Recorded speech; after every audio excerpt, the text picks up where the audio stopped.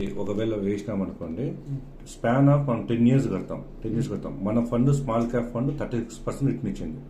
So మనం ఇదే fund ఇంతే రావాలనేది మినిమం ఒక 20% వేసుకుందాం. మనది లాస్ట్ ఇయర్ 36%, 20% వేస్తున్నాం ఎక్స్పెక్టెడ్ రిటర్న్స్ వేస్తే కనుక maturity amount almost all 17,26,252 rupees వస్తుంది.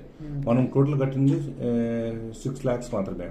6 lakhs కడితే మనకి మెచ్యూరిటీ అమౌంట్ 17,26,000 విత్ 10 years టైంలో 10 years టైంలో ఇది మనకి 3 times పెరిగింది ఆల్మోస్ట్.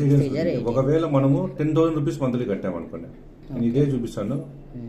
10,000 రూపీస్ మంత్లీ కట్టుకుంటే కన్నా సేమ్ 20% ఎక్స్పెక్టెడ్ రిటర్న్స్ 10 years టర్మ్లో కట్టుకుంటే కన్నా మనము ఆల్మోస్ట్ 34,50,000 వస్తుంది మనకి.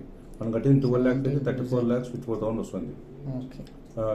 ఈ ఫండ్ దాన్ని మళ్ళీ మనం హోల్డ్ చేస్తే కనిపిదా ఒక 10 years మళ్ళీ మనం హోల్డ్ చేస్తే అట్లా కూడా చేసుకోవచ్చు. ఇంకోటి ఏంటంటే దీన్ని అమౌంట్ వేసి చూపిస్తాను. మన రిటర్న్ ఏదైతే ఉందో అది స్మాల్ క్యాప్ ఫండ్ లో 36% ఇచ్చింది. మనం మినిమం సైడ్ వేసుకుంటాం. యాక్చువల్గా మినిమం సైడ్ వేసుకుని మాట్లాడతాం.